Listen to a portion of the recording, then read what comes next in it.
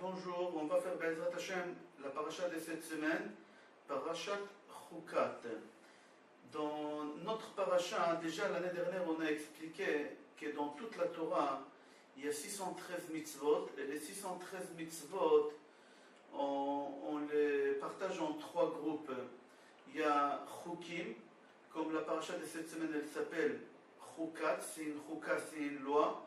C'est la mitzvah de Para Aduma. Alors la Torah elle est divisée en trois parties. Une partie des Chukim, c'est tous les mitzvot qu'il n'y a pas de raisonnement. Akadosh Baruch Hu, il a ordonné de les faire, on les fait. Il y a Mishpatim, c'est-à-dire le Mishpat, c'est jugement, c'est des mitzvot avec raisonnement. Et il y a Eduyot. Edut, c'est quoi? C'est des mitzvot qui ont fait pour témoigner. Par exemple, on fait Shabbat et on témoigne qu'Akadosh Baruch Hu, il a créé le monde pendant 6 jours et le 7e jour, il s'est reposé. Et on fait Sukkot et on témoigne qu'Akadosh Baruch Hu, pendant 40 ans, il nous a couverts avec de la nuée. On fait Pessah, on témoigne qu'Akadosh Baruch Hu, c'est lui qui nous a fait sortir d'Égypte, etc. Alors, il y a 3 groupes de mitzvot dans la Torah. Et un des groupes qu'on a expliqué, comme on a expliqué, ça s'appelle Chukim, Chukot ou Chuka en singulier. Et la paracha de cette semaine, elle s'appelle Chukat. Quel Chukat? Chukat Para Aduma, la vache rousse. Akadosh Baruch Hu nous a ordonné de prendre pour nous purifier, etc. Mais le raisonnement, on ne le sait pas. C'est un chok, c'est Akadosh Baruch Hu qui l'a demandé qu'on le fasse, on le fait sans comprendre, c'est une loi. Il faut savoir que des fois, il y a des gens qui disent « Moi, je ne veux pas faire quelque chose que je ne comprends pas. Il faut que ma tête, que ça soit logique pour moi pour que je puisse faire cette mitzvah. Sinon, je ne fais pas cette mitzvah. » Cette personne, elle a une erreur. Pourquoi? Parce qu'on sait qu'il y a 613 mitzvot. Et on a des membres et des veines dans notre corps qui font aussi 613. Et chaque mitzvah qu'on fait, elle guérit un des membres de notre corps, comme c'est marqué dans Mishle Perek Gimel, Veshikul le'atzmotecha. C'est-à-dire c'est un médicament, la mitzvah c'est un médicament pour le membre de ton corps. Alors c'est lui qui dit, moi je ne fais pas telle mitzvah parce qu'elle n'est pas logique et je ne comprends pas, il y a quelque chose que je ne comprends pas, je ne fais pas. Cette personne, il a une grosse erreur. Je m'explique. Si quelqu'un va chez le docteur et le docteur lui donne une ordonnance et avec cette ordonnance il va à la pharmacie pour acheter le médicament et là-bas le pharmacien il prépare le médicament devant lui, il met une poudre rouge, une poudre blanche, rose, il mélange, il remue, il met un peu d'eau, un peu d'alcool et le bonhomme dit au pharmacien écoutez, expliquez-moi qu'est-ce que vous faites. Et le pharmacien lui dit je ne peux pas t'expliquer, va à l'université, fais des études comme moi et on va t'expliquer. Ce bonhomme, il dit à le pharmacien, si vous ne m'expliquez pas, je ne prends pas ce médicament.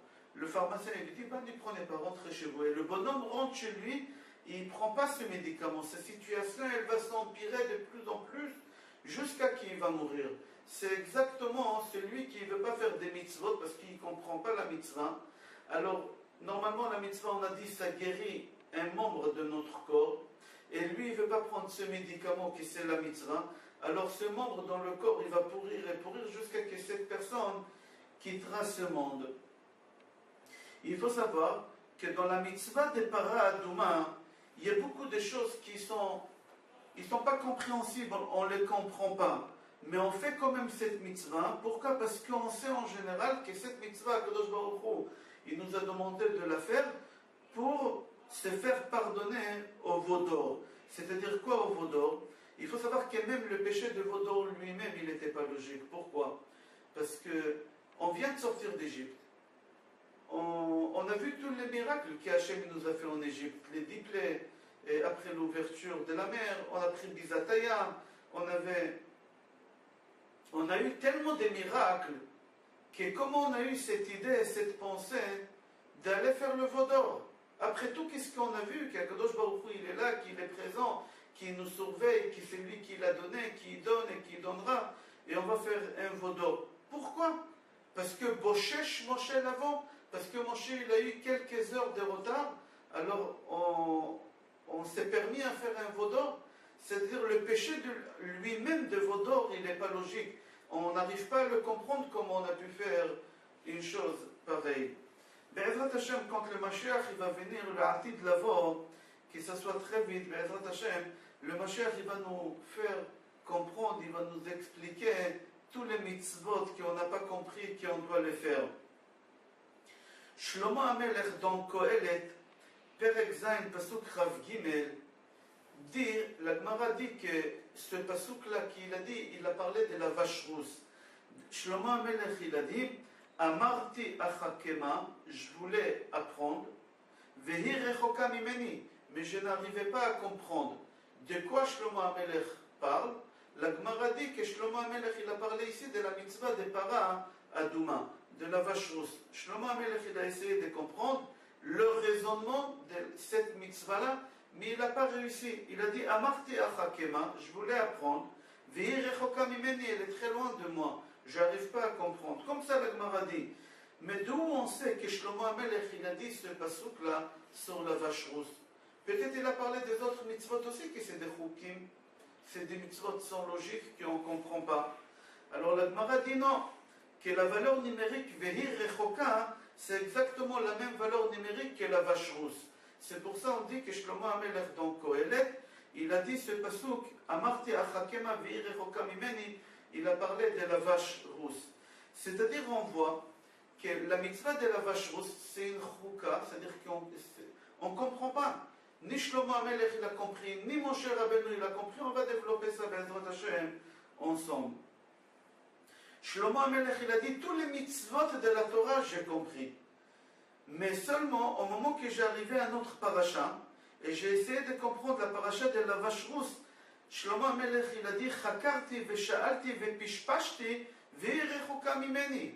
J'ai approfondi, j'ai fait des recherches, j'ai demandé, j'ai tout fait pour comprendre, mais personne n'a pu m'expliquer. Elle est très loin de moi la réponse de ma question.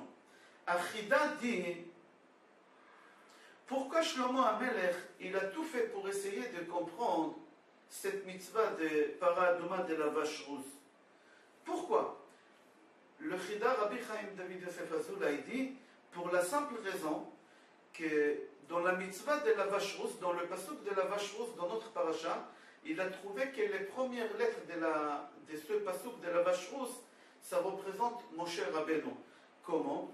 Velakru latame me'afar serefat apara. Me'afar serefat apara, les trois premières lettres, ces mots-là, c'est Moshe. Shlomo HaMelech, il a dit, même mon prénom, il est dans ce pasuk-là, mais il n'est pas en ordre. Velakru latame me'afar serefat apara, serefat achatat. On voit ici aussi Shlomo, c'est en désordre, c'est pas en ordre comme Moshe Rabbeinu.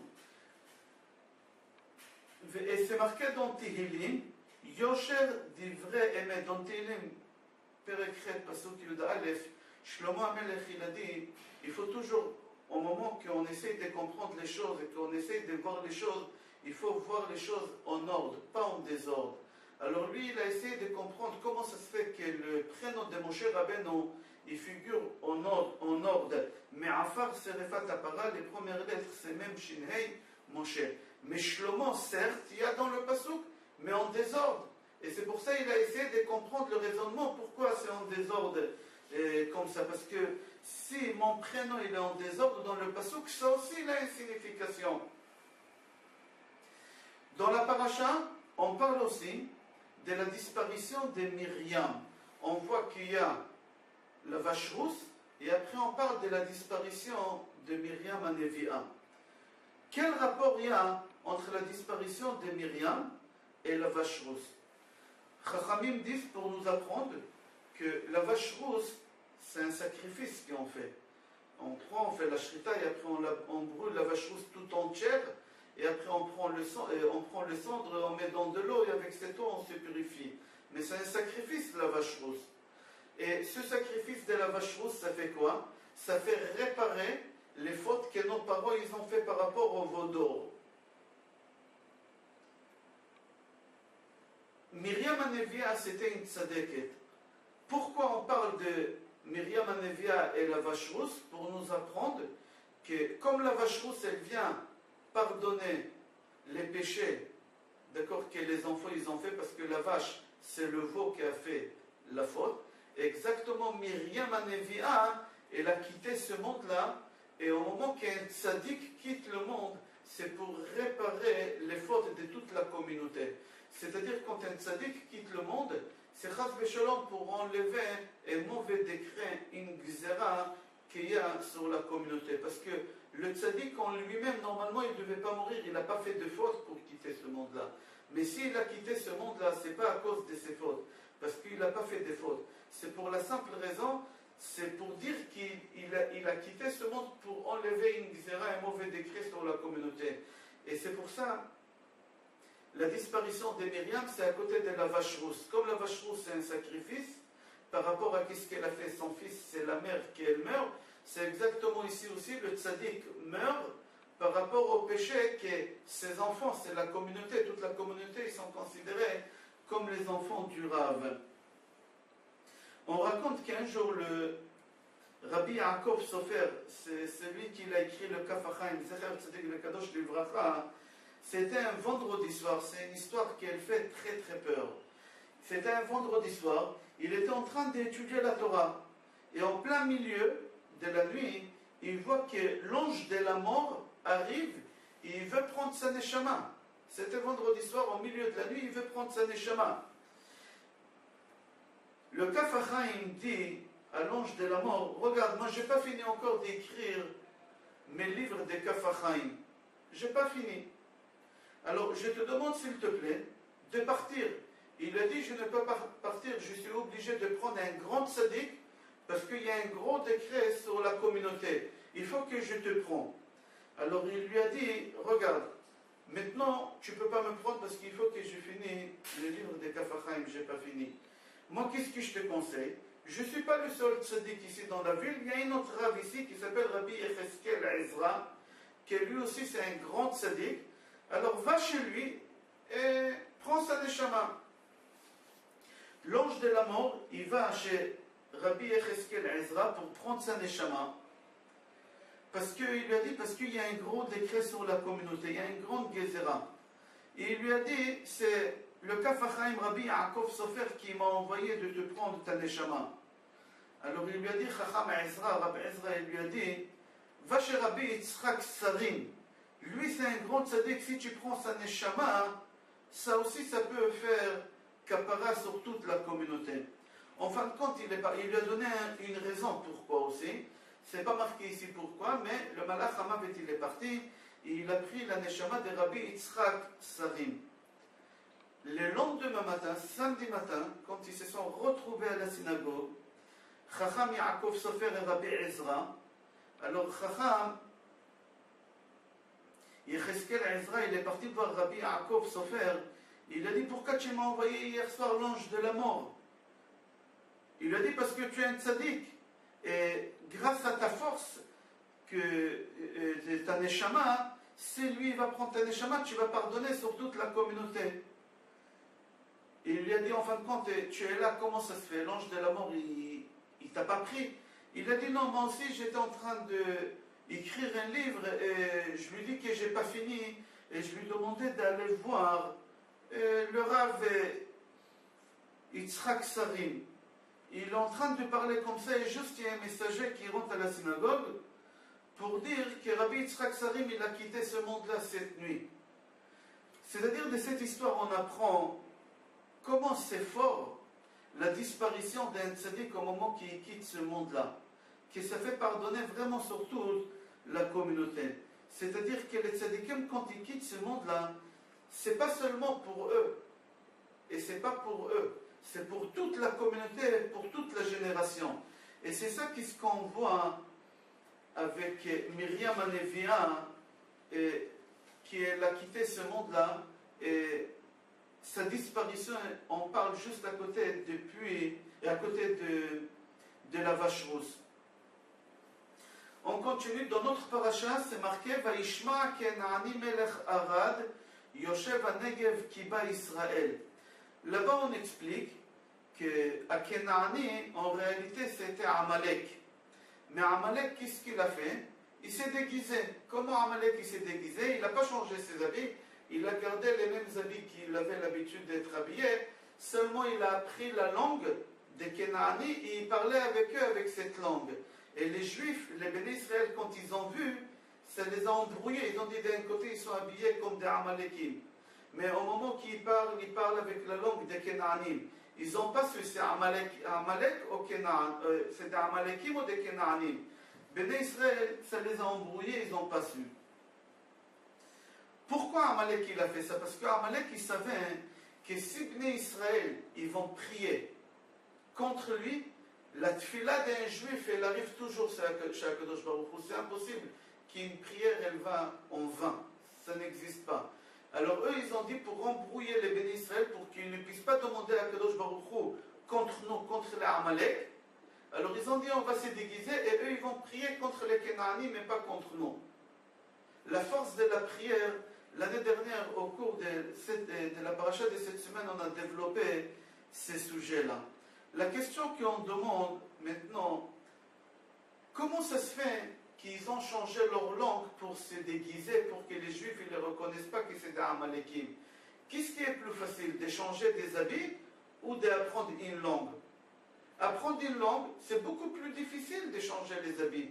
Alors pourquoi les Amalekim, ils ont parti apprendre une langue au lieu de changer des habits? Ça aurait été beaucoup plus facile. Une réponse aussi très profonde et extraordinaire, qu'est l'habit, ça représente la personnalité de la personne. L'habit, ça représente la façon que tu t'habilles. On sait qui tu es, on sait tes pensées, on connaît tes caractères. C'est très très profond. Et eux, ils n'ont pas voulu, les Amalekim, ils n'ont pas voulu toucher leur chose qui est très importante, qu'elle représente qui ils sont. Ils ont dit la langue, on peut parler les deux langues, mais ça ne change pas en nous rien du tout. Et ils ont voulu garder ça. Et c'est pour ça qu'ils ont préféré apprendre une langue qui c'est beaucoup plus difficile. C'est-à-dire on doit apprendre des deux choses que je viens de dire, qui est une prière, même un goy, Amalek, Racha, et Marchumon, il a su que Béné Israël, au moment qu'il faut une prière, la prière, elle va être exaucée. Comment c'est fort, comment on doit savoir comment faire une prière. Et deuxième chose, comment c'est important que on n'a pas le droit, nous en tant que juifs, de changer notre identité. Nous on a des habits des rois, on a la kippa, ça représente la couronne, on a le tzitzit, ça représente l'habit que le roi y met sur lui. On a tous ces simanim, ces signes de royauté, et il y a beaucoup de gens qui ont honte de ces simanim-là, et ils essayent de les cacher, ou de les enlever, ou de ne pas les mettre du tout.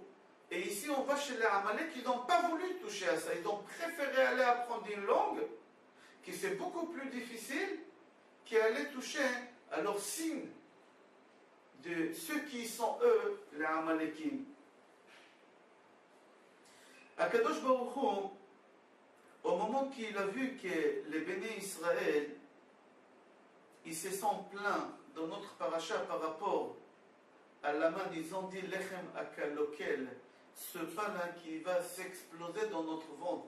Ça fait 39 ans et 6 mois que les Juifs y mangent de ce pain-là, et ils ne se sont pas plaints, personne n'est tombé malade. 39 ans et 6 mois après, 6 mois juste avant de rentrer en Israël, les Juifs ils commencent à critiquer ce pain-là, ils sont en train de dire Lechem Akalokel. Akadosh Baruch Hu, il les a punis. Comment? Il a demandé à Moshe Rabbeinu de faire le serpent, d'accord? Et le serpent, il est venu, il les a mordus. Et comme ça, il a beaucoup de morts.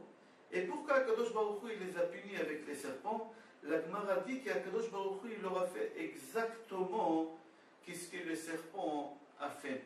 Le serpent, Akadosh Baruch Hu, quelle malédiction il lui a donné? Il lui a dit, tu vas manger 1000 sortes de nourriture, 1000 sortes de goût, mais tu vas sentir un seul goût. Akadosh Baruch Hu, il leur a dit, vous avez parlé de la manne, vous avez parlé du pain, que lui, le pain, vous mangez un et vous avez 1000 goûts. Vous imaginez n'importe quel goût. Alors quand vous avez fait comme le serpent, alors moi je vais vous envoyer les serpents. Je résume, pourquoi Kadosh Baruch Hu les a punis avec les serpents? Parce que les serpents, il peut manger 1000 sortes de nourriture, 1000 sortes de goûts, il a un seul goût. Les Juifs, eux, ils avaient une seule nourriture qu'elle avait tous les sortes de goûts. Et vous devez parler de cette nourriture, alors moi je vais vous envoyer quelqu'un qui lui peut manger 1000 sortes de goûts, mais il a 1000 sortes de goûts, mais il sent seulement un seul goût. Concernant la manne, c'est marqué dans Tehillim, Perek Ain Chet, Pasuk Chaf Hei, Lechem Abirim Achal Ish. La Gemara Yoma, page Ain Hei Amud Bet dit, c'est quoi Lechem Abirim? La Gemara dit, Lechem Shenivla Beramach Evarim. Abirim, c'est Evarim. C'est le pain qu'on l'a consommé. Et au moment qu'on l'a consommé, on n'avait pas besoin de se vider. C'est-à-dire le pain il rentrait dans les membres de notre corps et tout a été bénéfique pour le corps. C'est-à-dire que la nourriture, on n'avait pas besoin de la digérer. Directement quand on la mangeait, elle pénétrait dans les membres de notre corps. C'est-à-dire, aujourd'hui, au moment que je mange un repas, ça prend un certain temps pour que je digère cette nourriture et que j'ai envie de manger encore une autre nourriture. Eux, Béné Israël, dès qu'ils mangeaient la manne, directement cette nourriture, elle pénétrait dans les membres du corps. C'est-à-dire qu'ils n'avaient rien à digérer. La question qu'elle se pose, c'est connu que dans Gemara Brachot, page Memchet Amud Bet, c'est marqué là-bas que Moshe Rabbeinu, c'est lui qui a instauré les Birkat Amazon. Moshe Rabbeinu, il a instauré les Birkat Amazon au Béné Israël quand ils étaient dans le désert. La question qu'elle se pose, tout à l'heure, je vous ai dit qu'au moment que moi je mange, il y a un certain moment qui passe jusqu'à ce que je digère la nourriture. D'après la halakha, au moment que j'ai mangé un repas, et j'ai oublié, chas v'shalom, de faire Birkat Amazon. Birkat Amazon midoraita, j'ai oublié de faire Birkat Amazon. Je me rappelle plus tard de faire Birkat Amazon. Est-ce que j'ai le droit de faire Birkat Amazon, oui ou non? La halakha dit, si je n'ai pas fini de digérer encore la nourriture que j'ai mangée, et j'ai toujours faim, alors je dois faire, je suis toujours rassasié, alors je dois faire Birkat Amazon. Et la halakha dit à peu près c'est 72 minutes.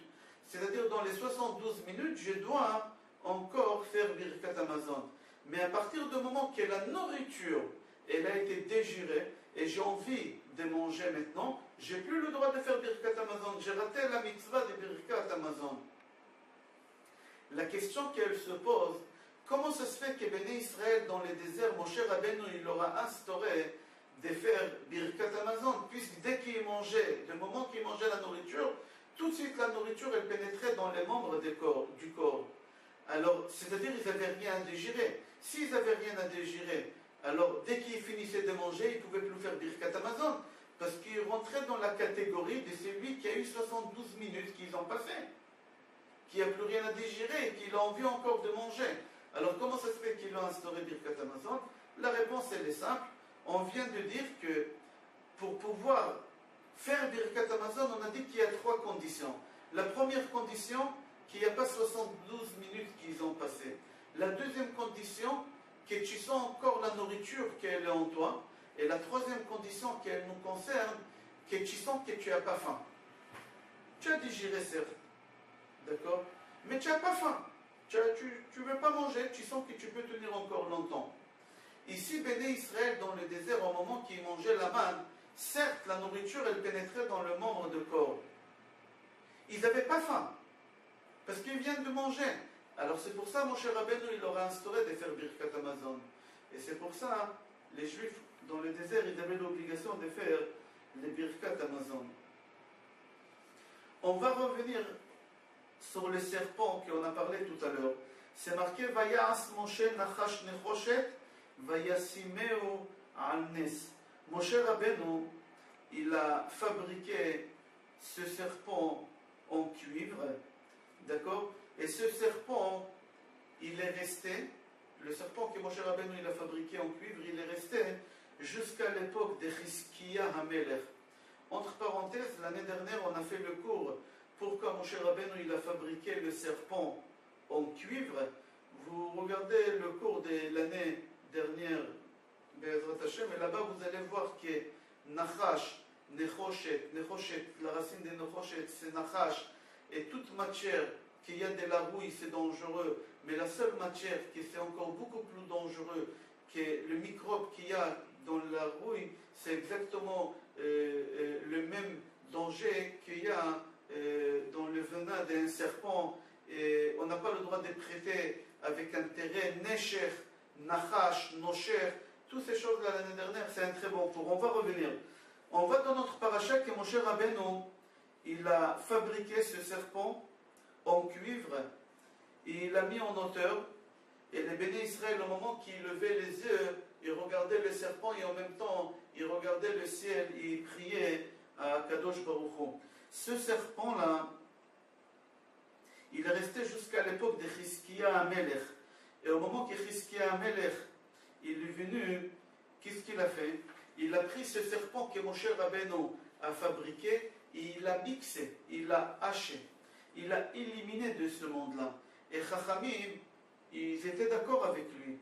Pourquoi? Parce que les bénis Israël, ils se sont trompés. Ils croyaient que le serpent que Moshe a fabriqué, il guérit. Pas du tout, un serpent ne guérit pas, c'est Akadosh Baruch Hu qui guérit. Seulement Akadosh Baruch Hu, il lui a dit de fabriquer un serpent et de le mettre en hauteur. Pourquoi? Au moment qu'ils vont lever les yeux pour regarder les serpents, ils vont regarder en même temps le ciel. Et en même temps qu'ils regardent les serpents, ils regardent le ciel, ça leur rappelle la faute qu'ils ont fait. Et en même temps, ils prient à Akadosh Baruch Hu qu'il les guérit de la morsure de ces serpents qui les a mordus et qu'Akadosh Baruch Hu leur pardonne pour tous ceux qui ce qu'ils ont fait. On finit cette Gemara. La Gemara dit que Chizkiya Amelech, il a fait trois choses. Et Chachamim, ils étaient d'accord avec lui. Une des choses qu'il a fait, il y a un livre qui s'appelait Sefer HaRefuot. Ganaz et Sefer HaRefuot, c'était un livre que toutes les maladies qu'il y a dans le monde, ou qui n'aura chas v'shalom dans le monde depuis la création du temps, depuis la création du monde jusqu'à la fin des temps, toutes les maladies étaient écrites là-bas, et il y a le remède de chaque maladie. C'est-à-dire que c'était très simple, c'était un dictionnaire. Celui qui avait chas v'shalom une maladie grave, il ouvrait, il fallait prendre ça et ça, il prenait, il guérissait sur le champ. Alors les gens, ils priaient plus. Qu'est-ce qu'il a fait Chizkiya Amelech? Il a pris ce livre-là, il l'a caché. Il a dit comme ça, les gens, ils sont obligés de prier.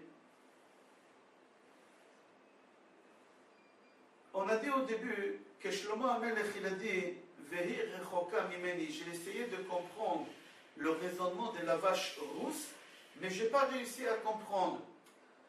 Alors, il faut savoir que Rab Abraham Yefen Zatzal dit que dans la vie, on n'est pas obligé de comprendre et d'avoir les réponses de chaque chose.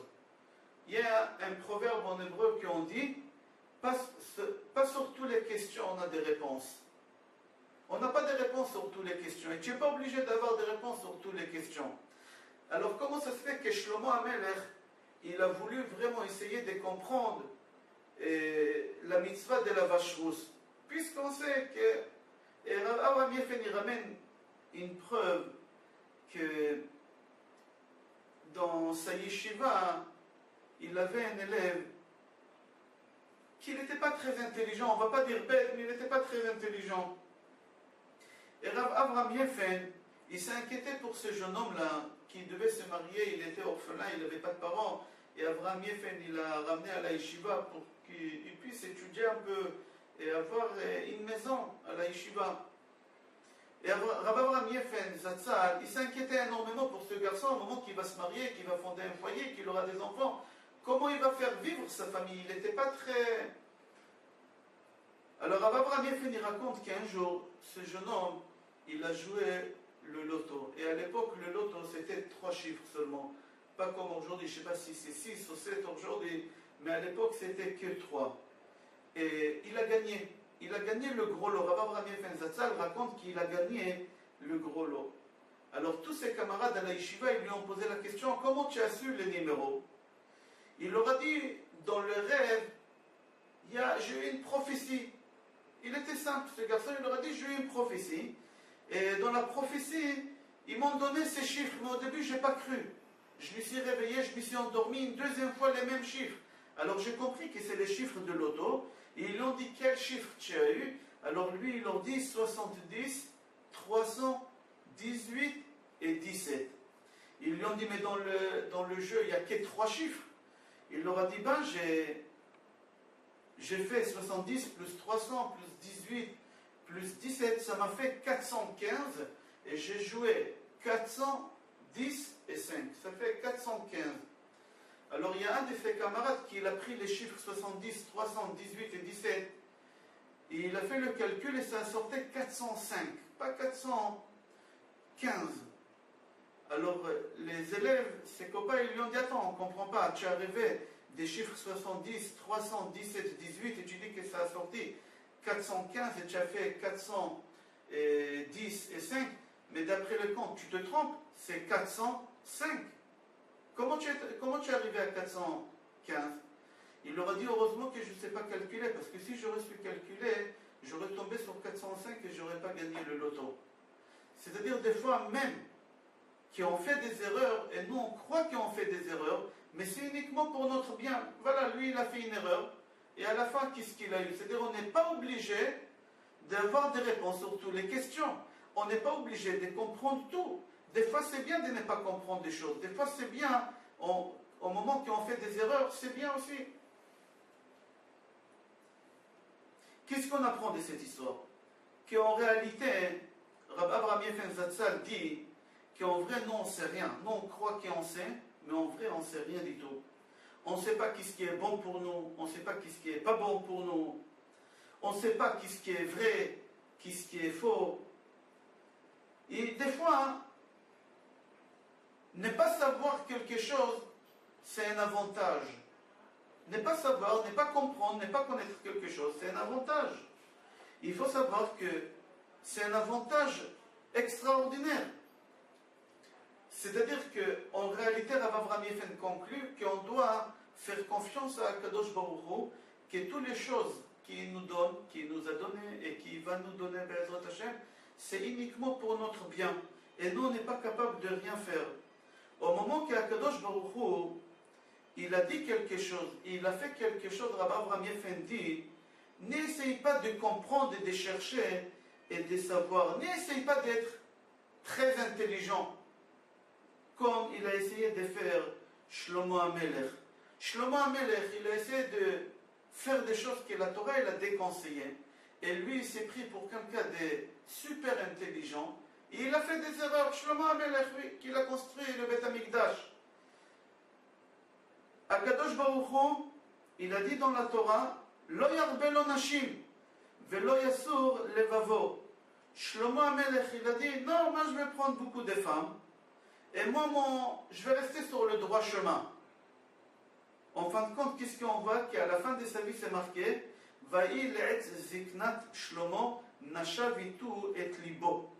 En fin de compte, Shlomo HaMelech, il n'a pas réussi.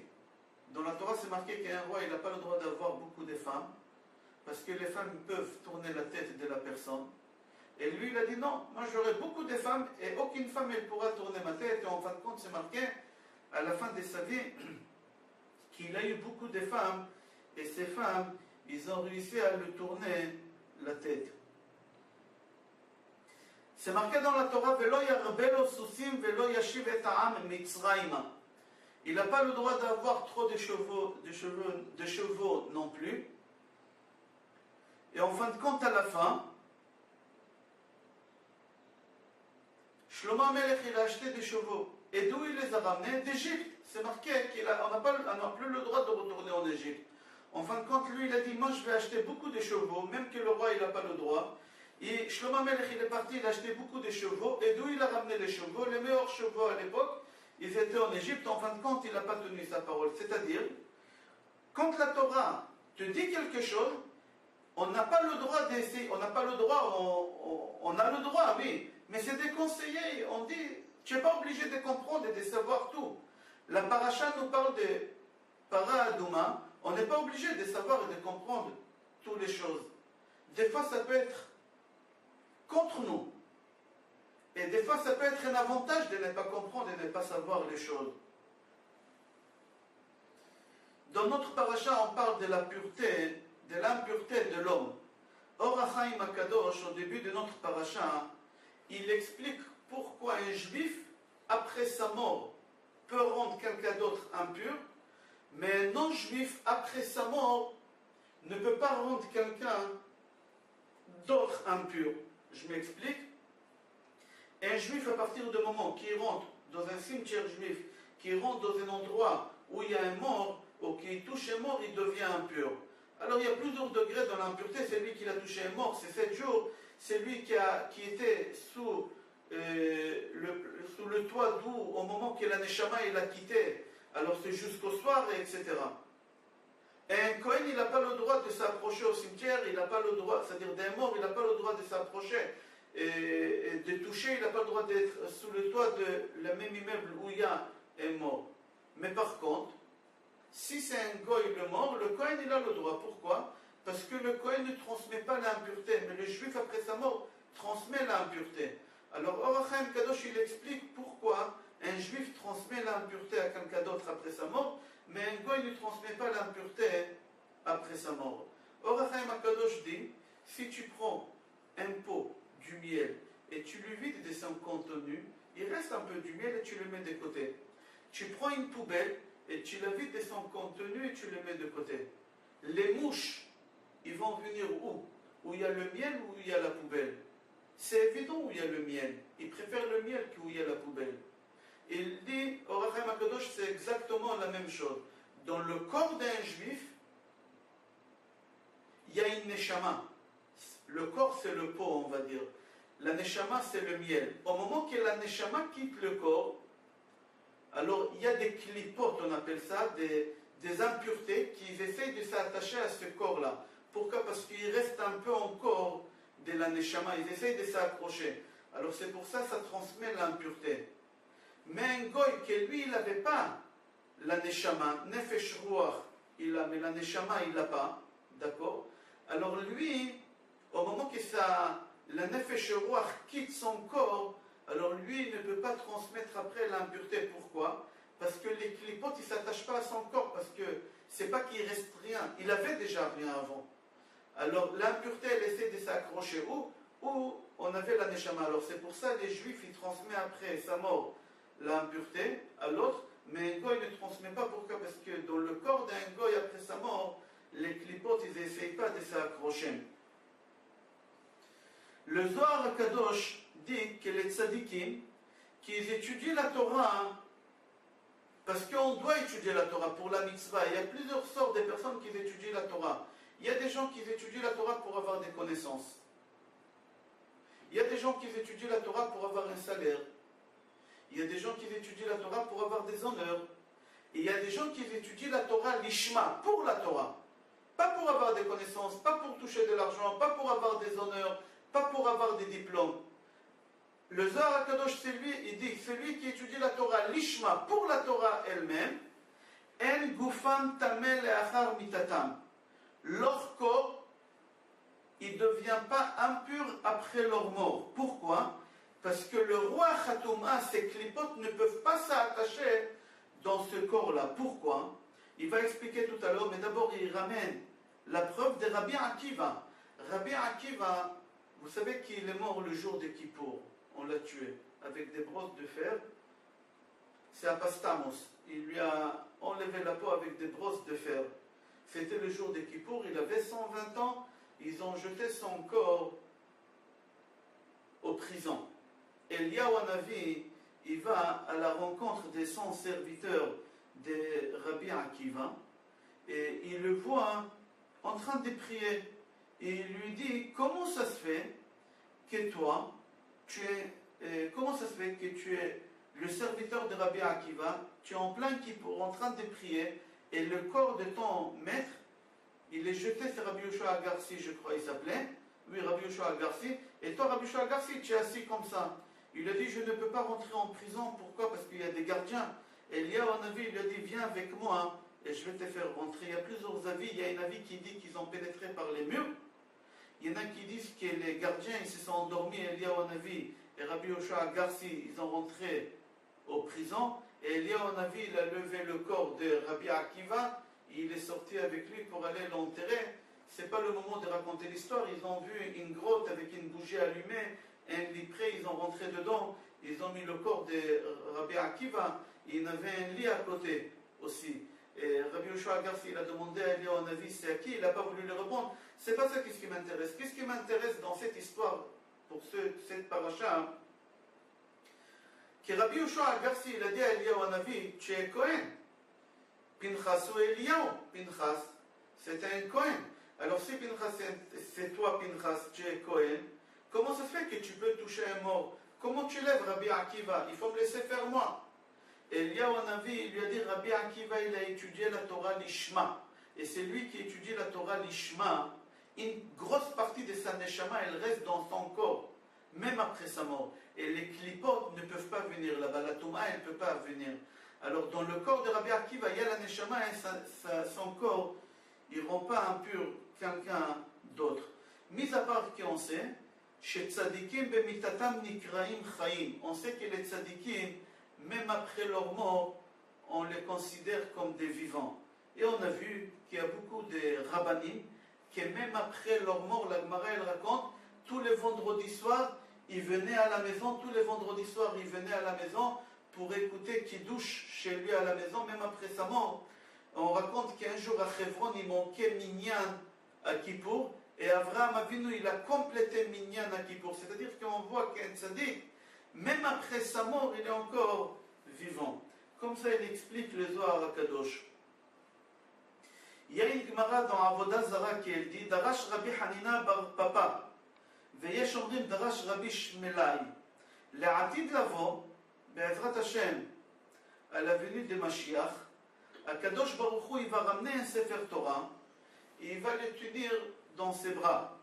Et Hashem, il va dire tout celui qui a étudié la Torah, qui vient, et que je vais lui donner son salaire qu'il a étudié la Torah.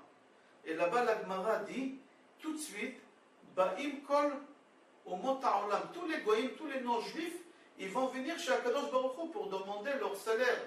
HaKadosh Baruch Hu va leur dire, vous avez étudié la Torah? Ils vont dire, non, nous on n'a pas étudié la Torah, mais on a facilité aux juifs d'étudier la Torah.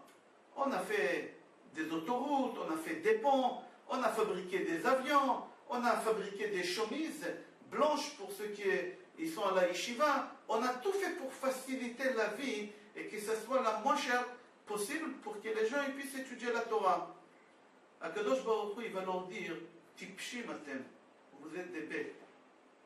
Pourquoi vous êtes des bêtes? Ce n'est pas le moment d'expliquer pourquoi HaKadosh Baruch Hu leur répond comme ça, mais HaKadosh Baruch Hu, il leur dit, Kol ma she'asitem lo asitem ela letovatchem. Tout ce que vous avez fait uniquement pour vous et pas pour les juifs. Quand vous avez fabriqué des ponts, vous avez pensé que ce soit pour les Bachorei Yeshiva, pour qu'ils puissent arriver vite d'une yeshiva à l'autre. Quand vous avez fabriqué des autoroutes, vous avez pensé que ce soit pour que les rabbanim puissent voyager d'un endroit à l'autre pour récolter de l'argent pour leur yeshivot. Quand vous avez fabriqué des avions, vous avez pensé que ce soit pour des rabbins pour aller diffuser la Torah dans le monde entier. Vous les Chinois, quand vous avez fabriqué des chemises blanches en Chine, pour que vous dites, pour que les religieux puissent acheter une chemise à 10 shekels, pas cher une chemise blanche, vous avez pensé pour que les Bachorei Yeshiva ils achètent ça, ou vous avez pensé à votre bol du riz pour que vous pouvez le manger. C'est pour ça il leur dit des imbéciles. Pourquoi? Parce qu'au moment que vous avez fait toutes ces choses-là, vous avez pensé pour votre bien-être. Si vous aurez pensé que vous faites ça pour les Juifs, alors là je vous aurais donné des salaires. Là vous avez raison. Mais tout ce que vous avez fait pour qui? Vous avez fait pour vous-même. Vous n'avez pas fait ça pour les autres et pour le peuple d'Israël. La question, elle est pourquoi les goïms, c'est marqué que les goïms ils vont venir demander le salaire.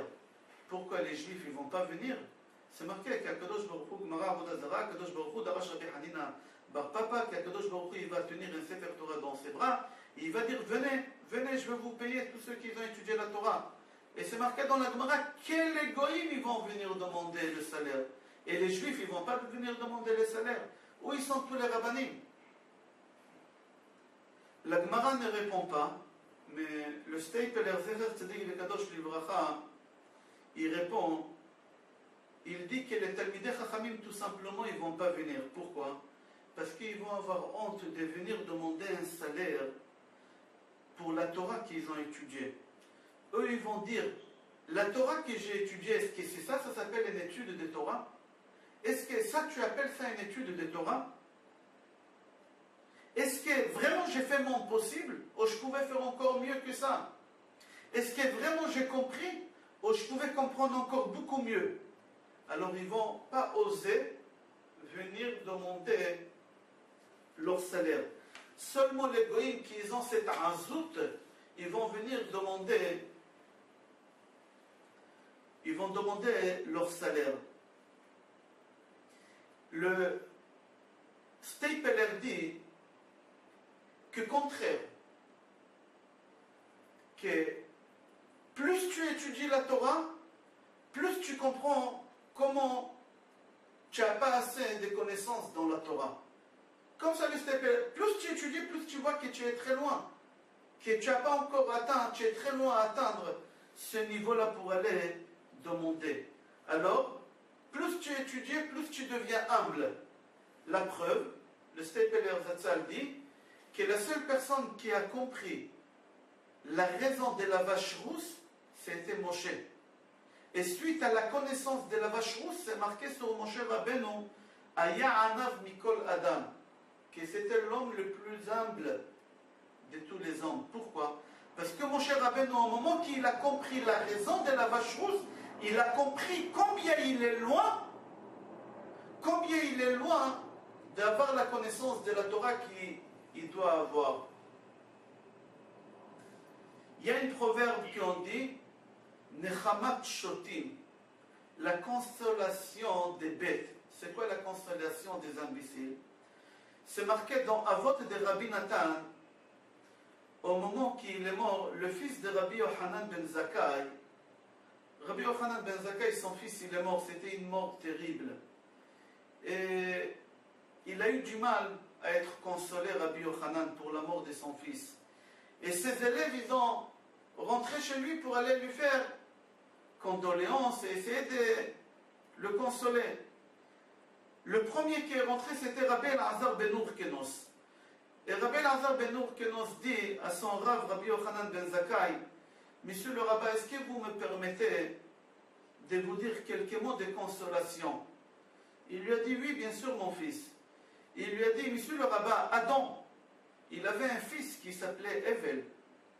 Et c'est son frère qui l'a tué. Ça fait très très mal pour un père, déjà que son fils il est mort. Mais que ça fait encore beaucoup plus mal quand c'est le frère. Quand c'est le frère, il tue son frère, ça fait beaucoup plus mal aux parents. Et c'est marqué qu'Adam Arishon quand même, il s'est consolé à la fin. Shenemar veyeda Adam od et ishto. Alors toi aussi, essaie d'avoir des forces pour être consolé, pour avoir une consolation. Le Rav lui a répondu, Rabban Yochanan ben Zakkai, il lui a dit, Lodai shani mitztaer be'atzmi, ça ne suffit pas déjà que je souffre pour ma douleur à moi que j'ai par rapport à mon fils. Toi tu viens et tu me rappelles la douleur qu'il a eu Adam, que ça me fait très mal pour lui. Ça me fait mal de se rappeler qu'Adam Arishon, il a perdu son fils. Là tu m'as rajouté double. Et mon fils, et Adam Arishon, qu'est-ce qu'il a eu? Ça me fait énormément du mal. Tu ne m'as pas consolé, tu m'as rajouté. Après lui, il est rentré Rabbi Yehoshua. Rabbi Yehoshua, il a dit à son rab, Birshutra, Efshar Lenachem, avec votre permission, monsieur le rabbin, est-ce que vous me permettez de dire quelques mots de consolation? Il lui a dit, bien sûr, mon fils. Amarlo, Iyov, Ayulo, Banim ou Banot. Job, il avait des filles, il avait des enfants, il avait des garçons et des filles. Ils sont tous morts dans la même journée. Il a reçu une consolation, il a accepté la consolation, c'est marqué, Hashem Natan, ve Hashem Lakach, Yishem Hashem Evorach. Alors toi aussi, monsieur le rabbin, essayez de faire des efforts. Le rabbin lui a dit, ça ne suffit pas déjà la souffrance que j'ai moi par rapport à mon fils. Tu viens, tu me rajoutes encore, et tu me rappelles la souffrance qu'il a eu Job. Ça me fait très mal pour Job. Et tu me rappelles Job, déjà, ça ne suffit pas avec ce que j'ai moi.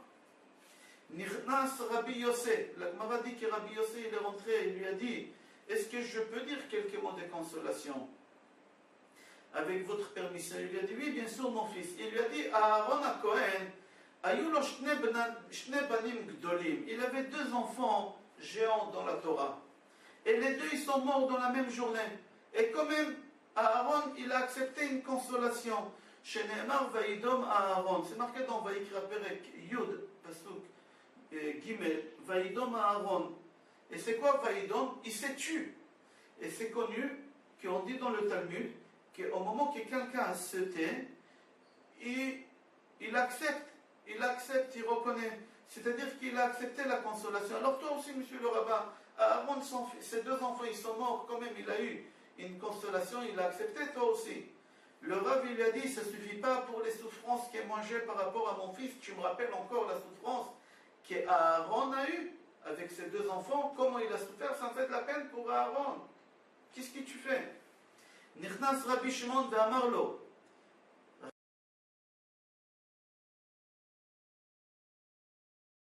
Il a dit, oui, mon fils. Il lui a dit, David Amelech Hayalo Ben Vemet. Le roi David, il avait un fils et il est mort aussi. Et quand même, il a accepté la consolation. Chez Nehemar, Vainachem David et Batsheva Ishto. Que David, il est parti consoler Batsheva, sa femme. S'il a réussi à consoler sa femme, c'est-à-dire que lui aussi, déjà, il a accepté cette consolation. Alors, si David, il a accepté la consolation, toi aussi, tu dois accepter la consolation. Il lui a dit, ça ne suffit pas, qu'est-ce que je souffre avec mon fils? Tu me rappelles la souffrance de David? Ça me fait énormément du mal pour David Amelech, qu'il a souffert. À la fin, il rentre Rabbi Elazar ben Azaria, Veyesh Omrim ben Arach. Il y en a qui disent Rabbi Elazar ben Azaria, il y en a qui disent Rabbi Elazar ben Arach. Il leur a dit, monsieur le rabbin, est-ce que vous me permettez de dire quelques mots de consolation? Il a dit, oui, mon fils. Il lui a dit, monsieur le rabbin, je vais vous donner une parabole. Et vous allez comprendre, j'espère que ça va vous aider à trouver la consolation. Il lui a dit, c'est exactement la même chose que le roi, il a confié un objet à quelqu'un. Il lui a dit, tu me le gardes pendant quelques jours. Cette personne qui garde l'objet du roi, il ne dort pas, 24 heures sur 24. Pourquoi? Parce que le roi, il a confié un objet. Et lui, il pleure tous les jours. Quand est-ce que le roi va venir réclamer son objet, que je me débarrasse de cette responsabilité? C'est une grosse responsabilité. Si je néglige quelque chose, si j'abîme la chose, si je me fais voler, le roi il va me couper la tête. Je suis responsable. Il ne dort pas des jours et des nuits, il ne mange pas, rien. Il ne vit pas, ce bonhomme. Alors qu'est-ce qu'il fait? Il pleure. Quand est-ce que le roi il va récupérer cet objet? Il lui a dit, c'est exactement, Dieu il t'a donné un enfant. Il t'a confié une neshama. Et ton devoir à toi de faire en sorte que cette neshama arrive devant un Kadosh Baruch Hu saint, avec beaucoup de Torah, avec beaucoup de connaissances, avec beaucoup de mitzvot. Dieu il t'a confié quelque chose, c'est le roi des rois. C'est le roi des rois. Maintenant que le roi il est venu récupérer la chose qu'il t'a confiée, tu dois te sentir soulagé normalement. Et en plus tu l'as rendu l'objet mieux qu'il te l'a donné. Alors tu dois avoir une consolation. C'est marqué dans la Gemara, Af atar rabbi, toi aussi, monsieur le rabbin. Aya lechaben, tu avais un fils, il a étudié la Torah, Nevi'im, Ktuvim, Mishnah, Alachot, Agadot, et il a quitté ce monde-là sans faire aucune faute. Alors toi aussi, tu acceptes la consolation. Parce que tu as rendu qu'est-ce que Dieu t'a confié, mieux qu'est-ce qu'il te l'a donné. Il lui a répondu son Rav, Rabban Yochanan ben Zakkai. Il lui a dit, Rabbi Elazar, bénis mon fils, Nichamtani, tu m'as vraiment consolé, mais tu m'as consolé comme les hommes justes ils doivent consoler, pas comme tes camarades. Le Rabbi Cheskel Avramski, Zecher Tzadik Vekadosh Livracha du monde, normalement, c'est une question extraordinaire. Au moment que quelqu'un, il est en train de souffrir, il est en train de souffrir énormément, et tu vas lui dire, tu sais, il y a quelqu'un comme toi, il y a 2 ans, il avait la même chose, il a souffert énormément. Ce bonhomme, il s'en fout de la personne qui a souffert, c'est dépassé. Ça ne me concerne pas, c'est pas moi, c'est pas ma famille. Qu'est-ce que tu es en train de me rappeler des choses? Je m'en fous. Ça ne m'intéresse pas. Comme ça, Rav Avramski dit. Mais là, Rabban Yochanan ben Zakkai, il souffre et on lui rappelle la souffrance d'Adam Arishon, on lui rappelle la souffrance de David Amelech, On lui rappelle la souffrance de Job, on lui rappelle des souffrances d'il y a 1000 ans, d'il y a 2000 ans, d'il y a 3000 ans, d'il y a 4000 ans d'Adam, que son fils Evel il est mort.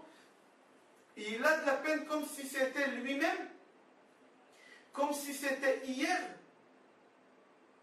Comment Rabban Yochanan ben Zakkai, il a pu vivre dans une façon extraordinaire de vivre la vie des autres, de partager les malheurs des autres.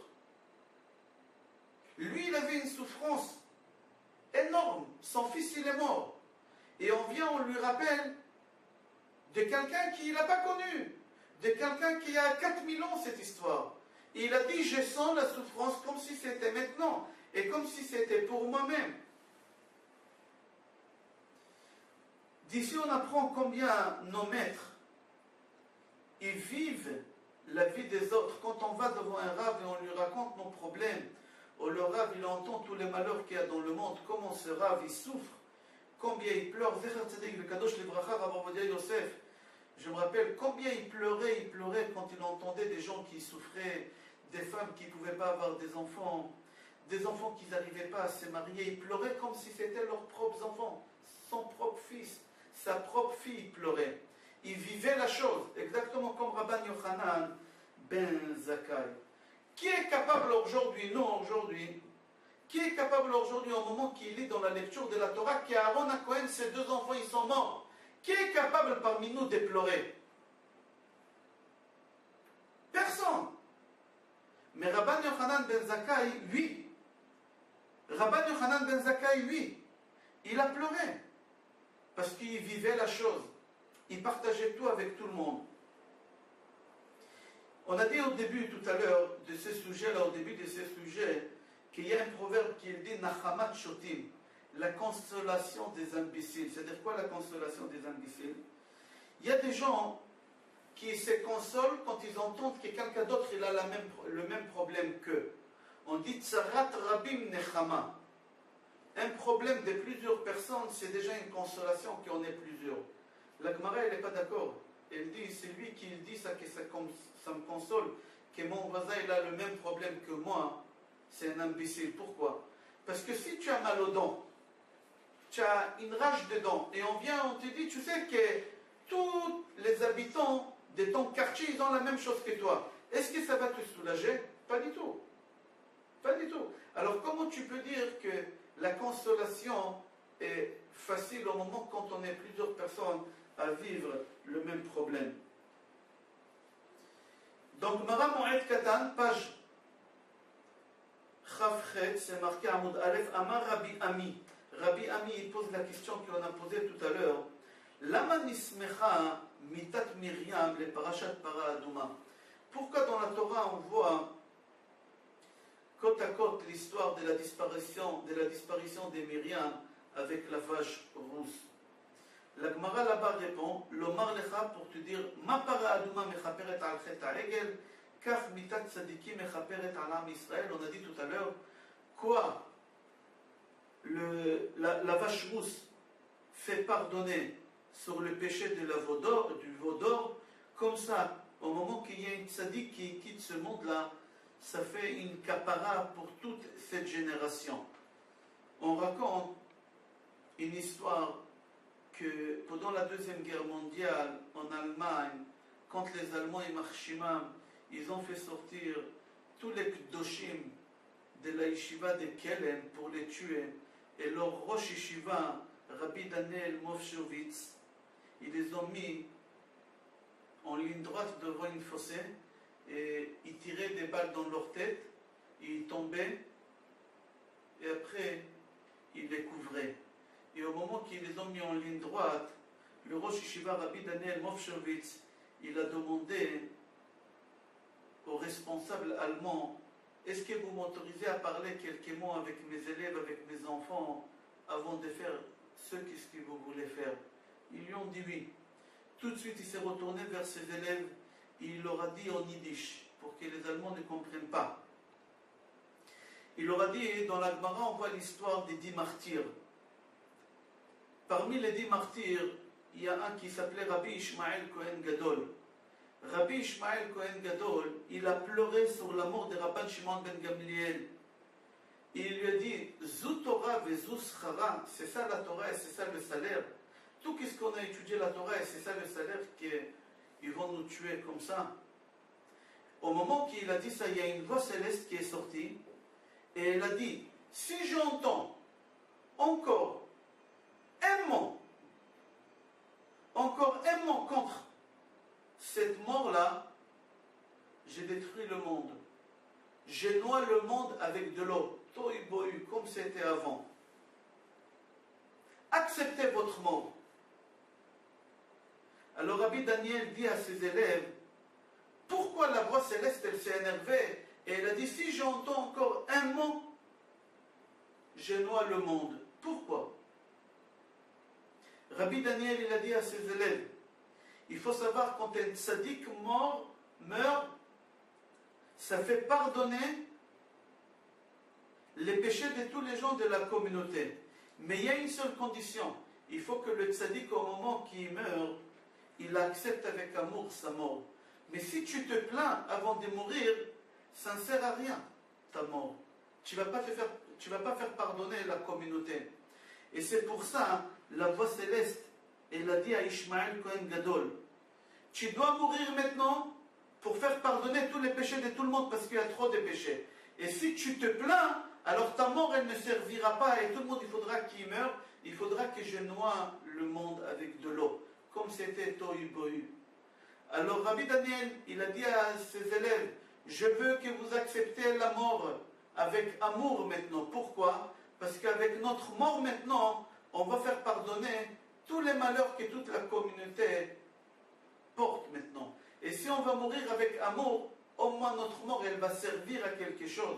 Mais si on va mourir avec une arrière-pensée, avec une amertume, qu'on n'accepte pas cette mort, notre mort ne servira à rien. Alors acceptez. Acceptez. Tout de suite, tous ces élèves, ils ont ouvert le champ, ils ont dit Ashrenu matov chelkenu manaim goralenu uma yafa yerushatenu, et comme ça Kedoshé Kelem, ils sont morts. Aussi c'est connu, le gendre de Achafetz Chaim, Rabbi Tzvi Hirsch, il est mort très jeune. C'était le gendre de Achafetz Chaim. La fille de Achafetz Chaim, elle est rentrée chez son père et lui a dit, papa, pourquoi Akadosh Baruch Hu il a fait une chose pareille? Pourquoi? Mon mari c'était un tzaddik. Jamais il a fauté de sa vie. Achafetz Chaim il n'a pas répondu, il a écouté la souffrance de sa fille, mais il n'a pas répondu. Elle n'a pas arrêté de pleurer. Achafetz Chaim il a tapé fort sur la table. Et il n'a pas pu se contrôler quand il a vu sa fille, qu'elle ne s'arrête pas de pleurer. Et il lui a dit, Maratzit she'akadosh baruch hu yashmit chetzi olam. Ma fille, qu'est-ce que tu veux? Que Dieu détruise la moitié du monde?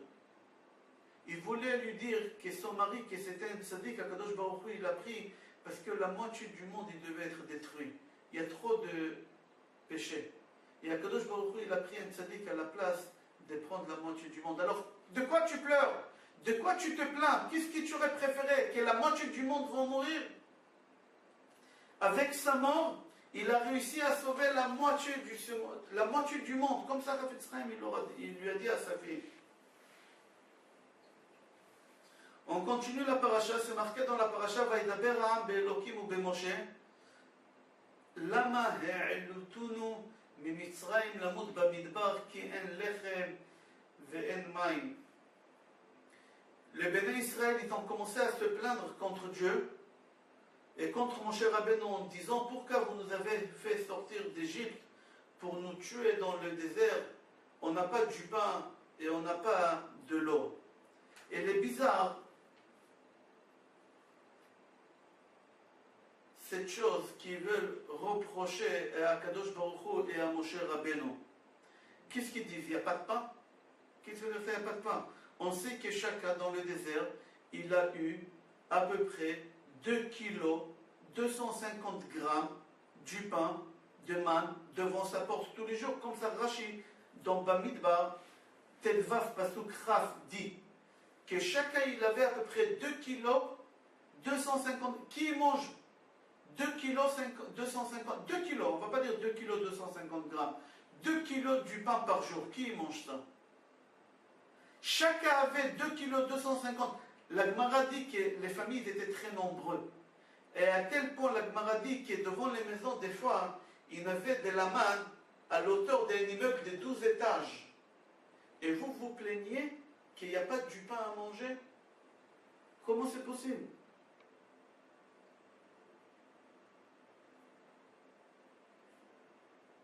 La Gemara Yoma, page Aïn Vav, dit à tel point que l'auteur de la manne, il était, on a dit 12 étages, la Gemara dit là-bas comme ça,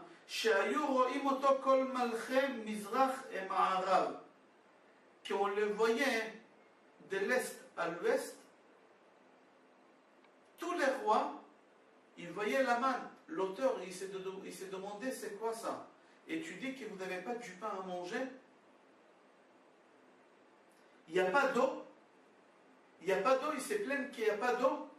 Chafetz Chaim dit, au moment que tu entends le mot qui veut dire puits, le puits de Myriam, tu imagines dans ta tête, c'est du pierre en cercle, et il y a une trop profondeur, et on doit faire descendre en bas, un seau, et monter de l'eau. On imagine comme ça, au moment qu'on parle de puits de Myriam, on imagine un puits comme on connaît. Et les gens font la queue pour aller puiser l'eau. Et pas que pour eux, pour les animaux. Chafetz Chaim dit, c'est faux de penser comme ça. Pourquoi? Si vous allez calculer combien de personnes ils ont sorti d'Égypte, vous allez voir que c'est impossible qu'il y ait une puits d'eau comme on imagine, et elle a pu leur donner à boire pendant les 40 ans. Pourquoi? On dit que les hommes, ils étaient entre 20 ans et 50 ans, 600 000 personnes. Ils étaient mariés, ça fait 1,2 million. Ils avaient les enfants. Ils avaient ceux qui n'étaient pas mariés. Ils avaient les Erevra. Ils ont arrivé à peu près à 8 millions, pardon, pas 8 millions, à 6 millions et demi, 7 millions de personnes dans le désert. Ils étaient les béné Israël. Si vous calculez que chacun a eu une demi-minute, même qu'il faut plus qu'une demi-minute, jeter le seau et faire monter l'eau, etc., même qu'il faut plus que ça, on va dire qu'il aura fallu une demi-minute. Vous multipliez ça par les 5 millions et demi, 6 millions, ça va sortir exactement que chaque personne il a bu une fois tous les 55 ans d'eau. J'ai oublié de vous dire, n'oubliez pas que chacun il est sorti d'Égypte avec 90 ânes. Multipliez ces 90 ânes par 600 000 personnes, il y a 54 millions d'ânes qui ont sorti. C'est pas possible d'imaginer que ce puits, c'était un puits normal, comme on imagine, et que c'est avec ça qu'ils ont vécu pendant 40 ans dans le désert. C'est faux. Alors il faut comprendre c'est quoi le puits de Myriam. Il faut comprendre. Le Tosefta dit que le puits de Myriam, c'était un genre de roue, comme une roue. Au moment que les béné Israël ils voyageaient, la pluie elle roulait avec eux, seul comme un roue. Et au moment qu'ils stationnaient, chaque chef des tribus il venait avec sa canne, et il traçait un trait par terre où il y a le puits, et ceux qui la traçaient, ça devenait un fleuve. Et de ce puits-là, il y a 12 fleuves qui sortaient avec une abondance extraordinaire. Le Tosefta dit à tel point qu'au moment qu'une femme d'une tribu, elle voulait rendre visite à sa copine de l'autre tribu, il fallait qu'elle prenne une barque pour traverser, pour arriver à sa copine. C'est marqué Aoufri Atzur, Tsur c'est la pierre, c'est le rocher. Aoufri Atzur, Agam Maim. Agam Maim, c'est devenu des fleuves d'eau. Et sur ça, vous dites qu'il n'y a pas d'eau. Le pain, vous avez la main 12 étages. L'eau, vous avez 12 fleuves qui sortent. Et vous dites qu'il n'y a pas d'eau. Voilà comment les Juifs ils se sont plaints contre Akadosh Baruch Hu et Moshe Rabbeinu. On va répondre sur cette question, on continue une deuxième question. La question qu'on demande, pourquoi Akadosh Baruch Hu, il a fait descendre, il a fait tomber la manne tous les jours. Une fois tous les 3 jours, une fois par semaine, il stockait. On n'avait pas de problème, on n'avait pas de souci. Aussi l'eau, une quantité d'eau pour 10 jours, et on aurait été tranquille. La Gemara Yoma page Ain Vav Amud Aleph répond, dit Sha'alu Talmidav et Rabbi Shimon Bar Yochai. Les élèves de Rabbi Shimon Bar Yochai lui ont demandé pourquoi Kadosh Baruch Hu il leur a pas fait descendre la manne une fois par an. Une seule fois par an, il stocke pour toute l'année, c'est tout. Il leur a dit, je vais vous donner une réponse. Rabbi Shimon Bar Yochai donnait une réponse, mais en donnant une parabole. Il leur dit à un roi, il a un fils unique. Et le roi, il a décidé avec son fils, il a fixé avec son fils que le fils, il viendra une fois par an pour toucher l'argent pour qu'il puisse vivre, pour payer ses loyers, pour payer la nourriture, etc. Qu'est-ce qui s'est passé? L'enfant, il venait une fois par an voir son père. Il ne venait pas les autres fois pour rendre visite à son père, non, une fois par an, chercher son chèque, il partait. Son père, au moment qu'il a vu ça, il a décidé, il a dit à son fils, regarde, à partir de maintenant, ce ne sera pas une fois par an, ce sera tous les jours que tu viens, et tous les jours, je te donnerai l'argent qu'il te faut pour la journée. Comme ça, le fils, il était obligé de venir tous les jours voir son père, et le père, il a pu profiter de lui. C'est exactement, Kadosh Baruch Hu, il a dit, si je vais donner au béni Israël une fois par an, la manne, alors les Juifs, ils ne vont pas sortir, ils ne vont pas sentir ce manque ou ces peurs des Parnassa. Manochal et Machar, qu'est-ce qu'on va manger? Ils ont pour un an à l'avance, alors ils ne vont pas prier, ils ne vont pas venir savoir. Est-ce qu'ils ont fauté, ils n'ont pas fauté? Rien, ils vont couper le pont avec moi. Akadosh Baruch Hu, il leur a donné la manne tous les jours, que tous les jours, pendant toute la nuit, ils vont avoir peur, ils vont prier Dieu que la manne, elle tombera demain, parce qu'ils ne savaient pas ce qui va se passer demain. Ok, aujourd'hui on a eu la manne, on a mangé, là on va monter au lit, on a tout fini, qu'est-ce qu'on a reçu? Mais demain matin, est-ce que ça va tomber, oui ou non? Alors ils priaient toute la nuit, ils étaient dans le désert, ils n'ont pas autre chose que ça. Ils n'ont pas autre chose que ça. Rabbi Shimon Bar Yochai, il a dit, Af Israël, même les Juifs, Mishesh lo arba ou chamesh banim, c'est lui qui avait 4 ou 5 enfants. Aya Doeg, il avait peur, il disait, est-ce que la manne, elle va tomber, elle ne va pas tomber? Peut-être on va mourir demain de faim, ça y est, c'est fini. Akadosh Baruch Hu, il leur a dit, venez tous les jours, comme ça, vous allez avoir toujours cette crainte, vous allez avoir toujours cette peur, comme ça vous allez me prier tous les jours. Après, les Juifs disent, à Moshe Rabbeinu, Zacharnu et Adaga asher nochal b'Mitzrayim chinam. On se souvient les poissons qu'on a mangés en Égypte gratuits. Qu'est-ce que les Juifs ils ont eu en Égypte gratuit? L'esclavage, il était gratuit. Les coups, il était gratuit. Mais les Égyptiens, ils leur ont donné quelque chose de gratuit, en plus des poissons. De quoi les Juifs, ils parlent ici gratuit? C'est quoi gratuit? Seulement les Juifs, au moment qu'ils ont dit à Moshe Rabbeinu gratuit, ils n'ont pas voulu dire gratuit d'argent. Chinam mina mitzvot. Gratuit de faire des mitzvot. Là, Akadosh Baruch Hu, il nous donne le pas quotidien, mais à condition qu'on fait des mitzvot. Si on fait des mitzvot, le pain il tombe devant la maison. Si on fait moins des mitzvot, il faut s'éloigner un peu. Si on ne fait pas des mitzvot, il tombe mais très loin. Il faut aller le chercher, le mixer, le faire chauffer, etc. Ici, Akadosh Baruch Hu, il leur a dit, vous faites des mitzvot, vous allez toucher. Vous ne faites pas des mitzvot, vous n'allez pas toucher. Alors eux, ils ont dit, nous, on a touché en Égypte le poisson gratuit. C'est-à-dire quoi gratuit? On n'avait pas ces chantages, faire des mitzvot ou pas faire des mitzvot. Certes, on a travaillé très très dur. On était esclaves, on a travaillé très très dur. Mais on avait notre poisson à la fin de la journée. On avait notre morceau du pain à la fin de la journée. Gratuit des mitzvot. Mais de l'esclavage, non. Et c'est ça qu'ils ont voulu.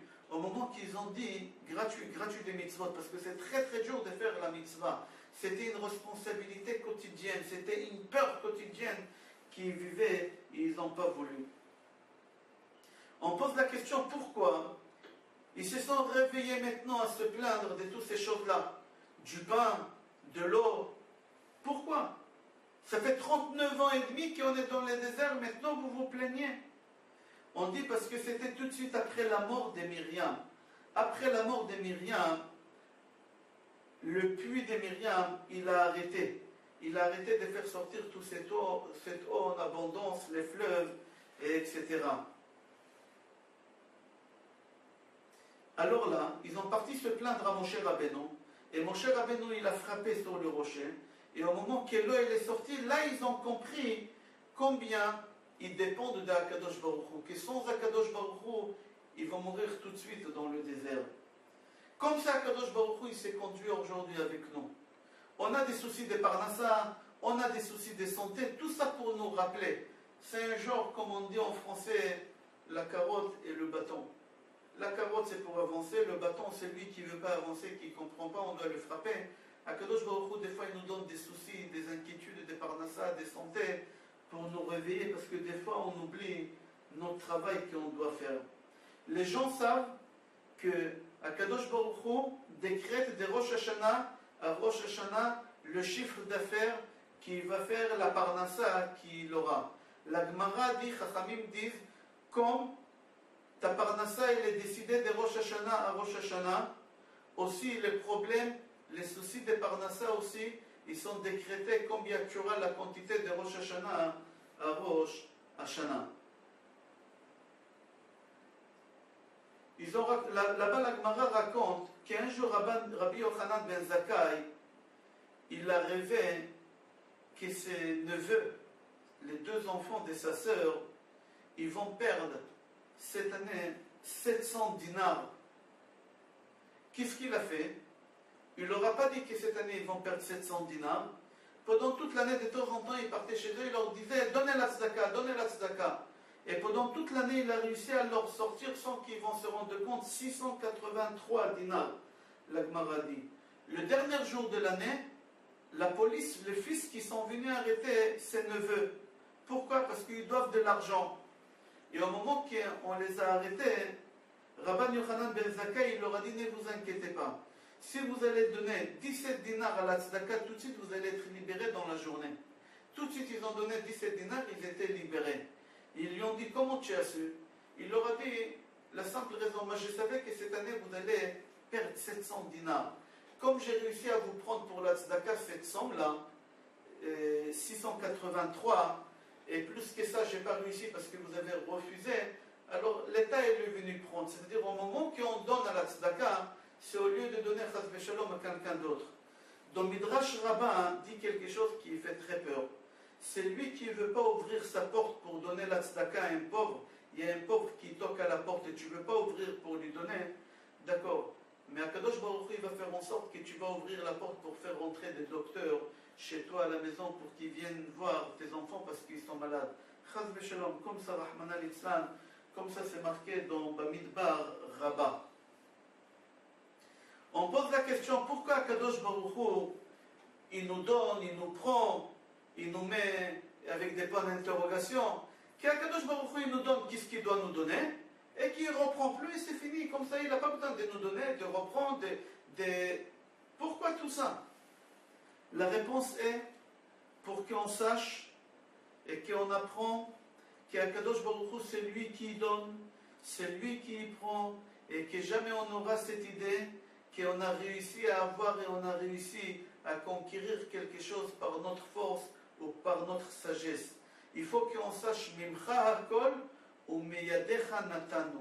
Mitra Hakol, tout ce que nous on a reçu et qu'on a, c'est uniquement de ta main.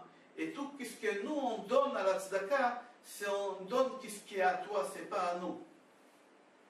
Hashem Natan, ve Hashem Lakach Yishem Hashem Mevorach. Maintenant, on voit et on comprend comment nous on dépend de Akadosh Baruch Hu, que ce soit dans tous les domaines, que ce soit la santé, que ce soit la parnassa, que ce soit le shlom bayit. On doit comprendre combien de miracles on a tous les jours, et comment Akadosh Baruch Hu il nous aime, et combien nous on doit rendre à Akadosh Baruch Hu cet amour que lui il nous porte. Et comme on voit dans la manne, c'est marqué Venimtseu kulam mekavnim et libam lehaviem shebashamayim. Akadosh Baruch Hu il a fait exprès que la manne tombe tous les jours. Pourquoi?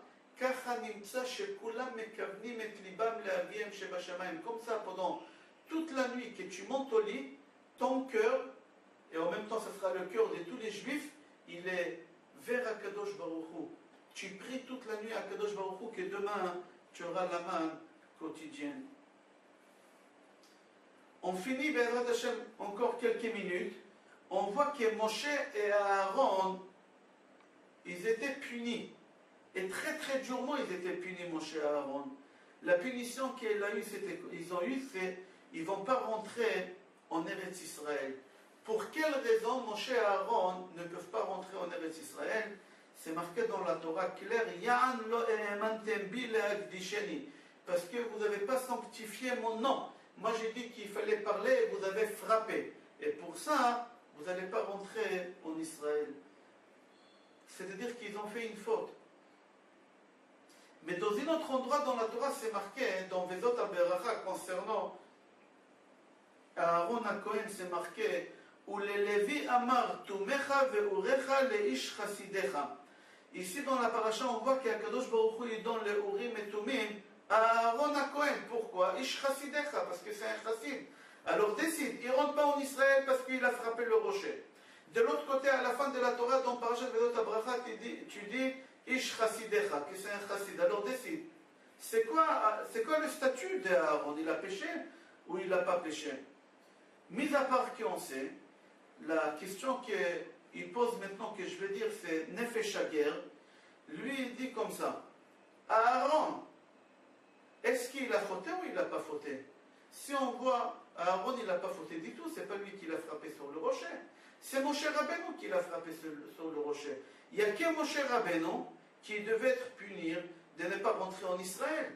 Et là, on va dans la paracha qu'Akadosh Baruch Hu, il parle en pluriel à Moshe et à Aaron. Et il leur dit, vous n'allez pas rentrer en Israël. Pourquoi? Parce que vous avez frappé. Mais Aaron, il pouvait se lever tout de suite et dire à Hachem, moi j'ai frappé. Moi j'ai pas frappé, moi j'ai rien fait, c'est Moshe Rabbeinu qui l'a frappé. La grandeur d'Aaron, et c'est pour ça on l'appelle Ish Chasidecha dans Vezot HaBeracha. La grandeur d'Aaron, qu'Aaron il pouvait se défendre. Et il pouvait dire à Kadosh Baruch Hu, mais j'ai pas frappé. Il pouvait balancer son frère Moshe en disant, c'est Moshe qui l'a frappé. C'est pas lui. Aaron, il accepte la punition avec amour et avec silence. Il se tait. Il ne se plaint pas en disant, moi j'ai pas fauté, j'ai rien fait. Il ne prend pas une discussion avec Akadosh Baruch Hu pour essayer de se défendre. Et c'est pour ça qu'Akadosh Baruch Hu, il dit, Matzati ne'eman bechol beti. Tu es un homme honnête.